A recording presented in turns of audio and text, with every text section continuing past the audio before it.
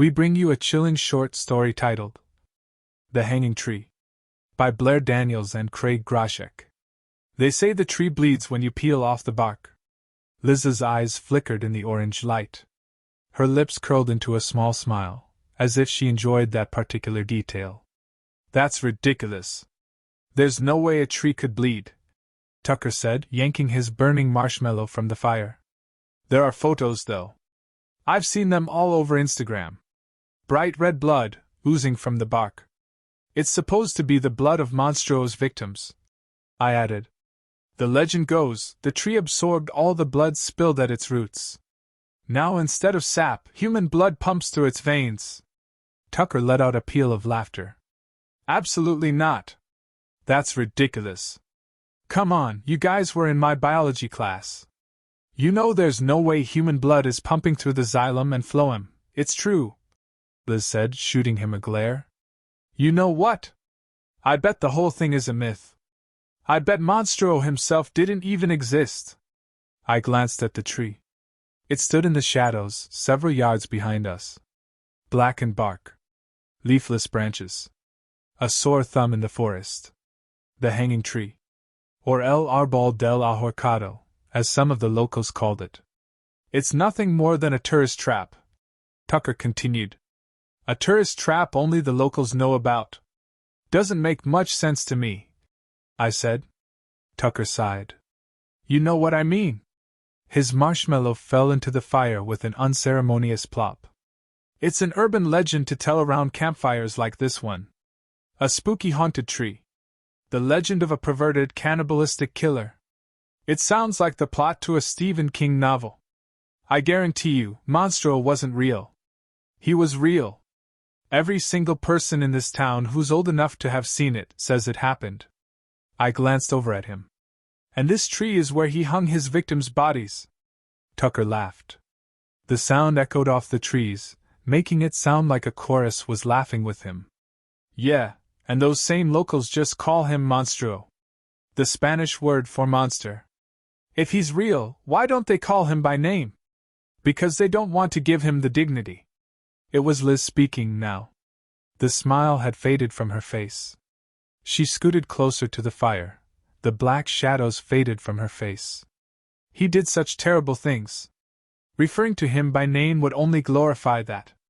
That's a clever lie. But it doesn't fool me. I shifted closer to Tucker, who was plucking another marshmallow from the bag. Come on, Tucker. Ever notice how this part of town is basically abandoned? And no one ever builds on the empty lot a few feet over, even though it's dirt cheap? I laughed.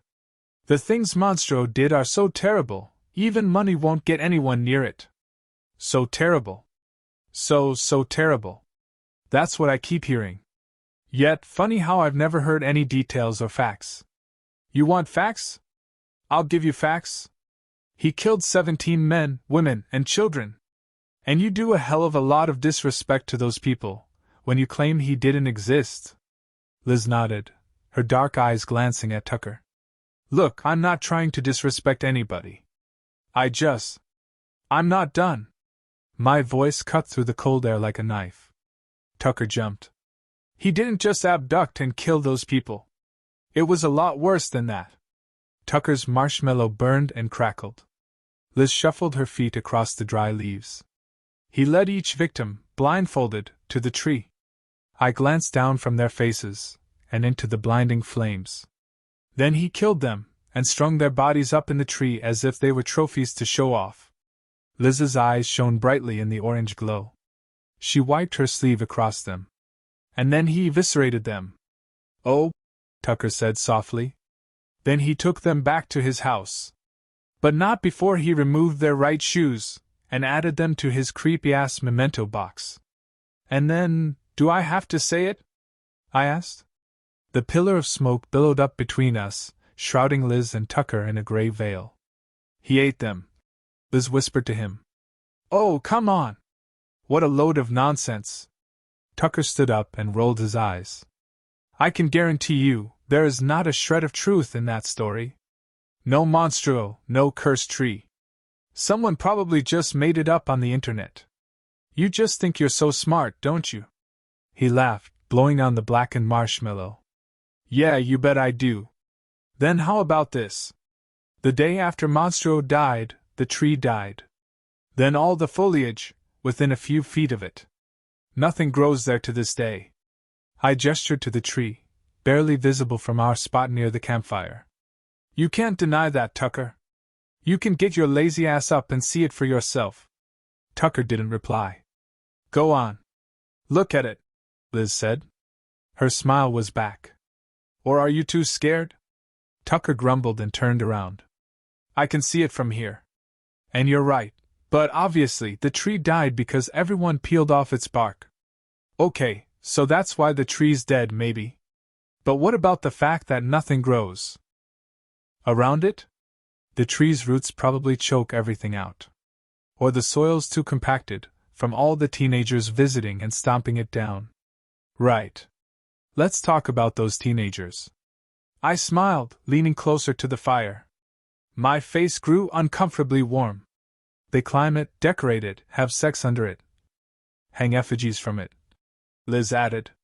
Even now, a stray piece of rope hung from the lowest branch, swaying in the wind. I tried not to look at it. Yeah. And do you know what happened to those teenagers? No. Adrian Keller climbed it to take a selfie. A month later, he was committed to a mental hospital because he violently attacked his mother. Okay, so? He was probably crazy before he even saw the tree. I'm not done yet, I snapped. On a fine Wednesday afternoon, Greg Patel skipped school to have sex with Arya Stewart underneath the tree. She got pregnant, and months later miscarried something so terribly deformed, the doctors didn't even call it a fetus. Tucker didn't have a snarky reply for that one. And Sydney Taylor? Let's talk about her. After hanging an effigy from the tree, she started sleepwalking. At first, she'd wake up under the tree. Then she'd wake up in neighbors' lawns. Finally, she woke up in one of their houses, surrounded by a pool of blood and 2 corpses. That's enough, Liz muttered. He gets the point, you don't need to repeat it. She'd taken off the right shoe of each corpse and stripped them naked. And each one was missing large chunks of flesh. When doctors pumped her stomach, they found. John, okay. You've made your point, Liz snapped. A thick silence fell over the 3 of us. Finally, Tucker said, I still don't believe it. So touch the tree then? Liz shot back. We'll write you at the sanitarium, we promise. Right, John? I raised my eyebrow at her. Fine. I will. Tucker heaved himself up off the ground. With heavy footsteps, he started into the darkness. Shoot. I didn't think he'd actually do it. Wait. Tucker. I followed them through the trees. Soon enough, the 3 of us were standing before the hanging tree. Swaths of bark were peeled off, and a thick sap, almost blood-like, oozed from the wounds. The bits of rope swayed in the wind. Initials and hearts were carved all over the bark that was still intact. I noticed a faint marking that read Greg plus Arya near the roots, and my heart dropped. Tucker, please don't do it. Tucker stood on the border of the dead circle, where the weeds and shrubs dwindled into sticks, leaves, and rotten mud. His arm was stretched out, fingers inches from the trunk. Tucker. I was just joking. Don't do it. Liz tugged at his sleeve. Relax, Liz. It's just a tree. Of course, Tucker was going to do it, now. He'd always had a crush on her. No way he'd pass up this chance to impress her and be some sort of macho man. Tucker, please don't. Liz looked at me expectantly, as if she expected me to dissuade him. I was silent. Come on, let's just go to sleep. This whole idea was dumb. I want to touch the tree, Liz. Tucker took a step forward. I want to prove to you I'm right. That this whole thing is an elaborate hoax. He took a step forward, arm outstretched. No! Liz grabbed his shoulders. But it was too late. His fingers pressed into the bark. When he pulled them back, rusty red sap covered them. Liz stepped forward, eyes brimming with tears. No. This is all my fault. Now you're going to go crazy and kill people and... Get a hold of yourself, Liz, Tucker said. It's just a tree. And a dead one at that. The three of us walked back to the tent in silence. Tucker handled the fire. I cleaned up a bit around the campsite. By the time I got inside, Liz was already asleep, only her messy hair poked out from the sleeping bag. I opened my own sleeping bag, snuggled in, and closed my eyes. I jolted awake. For a second, I couldn't place where I was. It was cold, colder than I'd remembered it being that evening. I fumbled through the darkness for my cell phone. 2:06 a.m. The light from my phone lit the inside of the tent. I saw Liz, sleeping peacefully in her bag. Her mouth hung slightly open, a wet spot of drool on her pillow. The other sleeping bag was empty. Tucker? I said. Softly at first. No reply. Hey, Tucker, I called. Liz stirred next to me. I slowly stood up, careful not to rustle the sleeping bag too loudly. With one hand I peeled back the entrance of the tent. Everything was pitch black. I pressed the flashlight button on my phone. It lit the clearing in bright, white glow. The charred remains of our campfire, depressions in the dirt, where we placed our folding chairs. And in the distance, a silhouette. Standing right under the tree, facing away from me. Tucker? I shouted, running towards him. I stopped a few feet away. He didn't turn around. Tucker, are you okay? Silence, save for a schlick sound. I grabbed him by the shoulders. Tucker, what? I stopped. The entire tree was covered in carvings. Hundreds of them. All in Tucker's handwriting, all of the same word. Liz. Tucker! Hey! Are you okay? As if waking from a deep sleep, Tucker jolted and glanced around. Yeah, I'm fine. He glanced at the trees. Why am I out here? Doesn't matter. Come on, let's get you back to the tent. I didn't sleep a wink the rest of the night. Liz and I were incredibly worried about Tucker. But days, and then weeks, passed without event. We began to believe that the hanging tree really was just a tree, and he was right all along. Until that fateful Saturday night.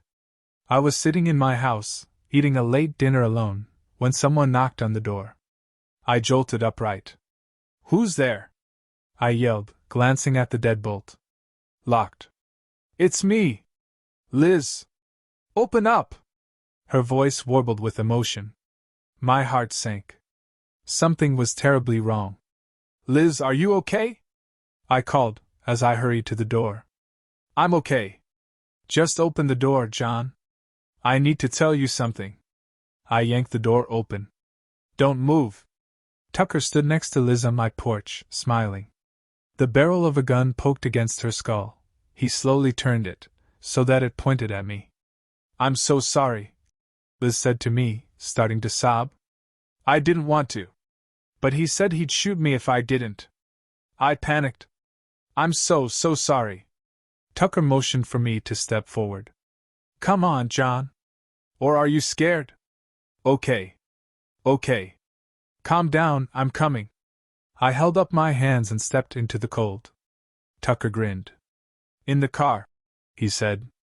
Back seat. Both of you. I climbed into the back seat. Liz cried against my shoulder. I'm so sorry. She kept repeating, over and over. I felt numb. Like I was watching a terrible movie. Watching the scene unfolding in front of me, utterly powerless to stop it. The car tore through the night. My shoulder hit the door, hard, as we made turn after turn. Where are you taking us? I asked, trying to keep my voice as calm as possible. He didn't reply. But I didn't have to wonder long. Soon enough, I saw the empty lot approaching. The forest rose up behind it, shrouded in shadow. You're taking us to the hanging tree, aren't you? Silence, save for Liz's soft sobs. He drove right across the empty lot, through the weeds and shrubs. We skidded to a halt at the forest's edge. Out, Tucker grunted, as he swung the door open. We trudged through the forest in silence. My feet rhythmically crunched the dry leaves and sticks with each step. Like a clock, ticking down to the moment of our death. We stopped in front of the blackened tree. Its branches twisted and crossed the indigo sky. A cold wind blew, the shreds of rope swayed. "Stand over there," he commanded Liz. "Why are you doing this?" she cried. "He doesn't know what he's doing, Liz. He's sleepwalking." "I'm not sleepwalking." Tucker snapped towards me, his blue eyes wild and dark. "I'm not doing this because some cursed tree infected me. I'm doing it because two friends who betrayed me." "What are you talking about?" Liz shouted. "Oh, come on. Who do you think I am? Some kind of an idiot?" He reached into his bag and pulled out a length of thick rope. "I don't know what you're talking about." "Oh, don't act so innocent. You and Liz have been fucking behind my back for weeks. When you knew I was in love with her." He spat. "That's not true," Liz said softly. "Oh, don't deny it. And then you call me as some kind of idiot just because I don't believe in a cursed tree. What kind of friend is that?" He grabbed me roughly by the waist. In one swift, strong motion, he looped the rope around my shoulders. "A fit punishment for a fit crime, don't you think?" I tried to wriggle free. I thrashed and kicked and shouted. But Tucker had at least 6 inches on me. I didn't have a chance. After fumbling with a knot, he looped the rope over the lowest branch and tugged. My feet left the ground. Slowly, inch by inch, I was pulled up the tree. The blackened, leafless branches came closer into view. And then I noticed the scratch marks. Hundreds of them. White like scars, covering the bark. Desperate. Anguished. Human. "Monstro didn't hang dead bodies from this tree," I muttered. Liz looked up at me, eyes wide. "He hung them alive." I tore my eyes away from the bark.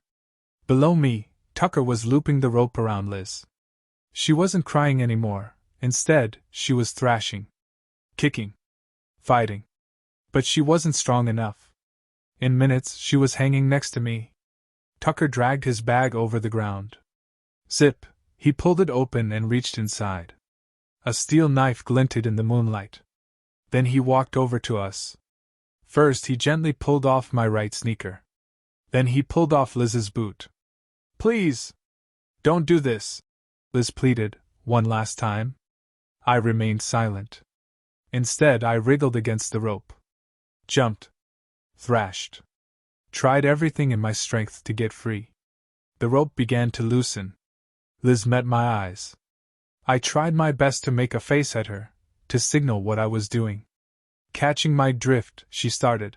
"Tucker, listen. I've only ever liked you. Not him." She forced a smile. "Look at me, Tucker. I'm telling you the truth." He took a step towards her.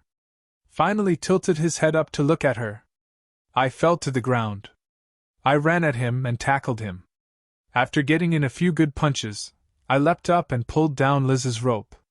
"We need to call the police," Liz said, latched onto my arm. "We need to." Thump! Tucker collided with her. The scene played before my eyes as if in slow motion. Tucker grabbed her by the wrists. He dragged her across the mud. In one frenzied motion, he pressed her hands against the tree trunk. She screamed. I leapt at them. But it was too late. Liz was shrieking, looking at her hands.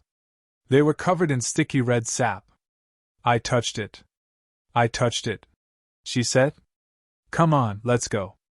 I grabbed Liz's wrist and yanked her towards the lot. "We need to go." Tucker was already reaching for the knife, his face twisted in an expression of anger. "Liz. Come on." We ran through the forest, through the empty lot, and into the night. That night, Tucker was arrested for assault. The next morning, they found his cellmate dead, on the floor, in a pool of blood. Missing chunks of flesh. Liz started sleepwalking a week after the events. She committed herself to a mental institution the next day. We exchange letters sometimes, but I don't think she's ever going to leave that place. So that's my experience with the hanging tree. And listen, I'm not telling you this tale to scare you. I'm telling you because I need your help. A week ago, builders broke ground on the empty lot. As we speak, they're cutting down bits of the forest, including the hanging tree. To build a daycare center. Toddlers and caregivers will be on that cursed ground. Learning, playing, growing. Utterly unaware of the darkness that once stood. Maybe it won't have any effect. But if Tucker and Liz are any indication, it will. I've tried calling my local representatives. I've tried calling the daycare company. I've tried protesting on the street. Nothing helped. So now I'm telling you. If you live near El Bosque, Texas, do everything in your power to stop it. If enough people complain, maybe they'll get discouraged and give up. And if not, leave town and never look back.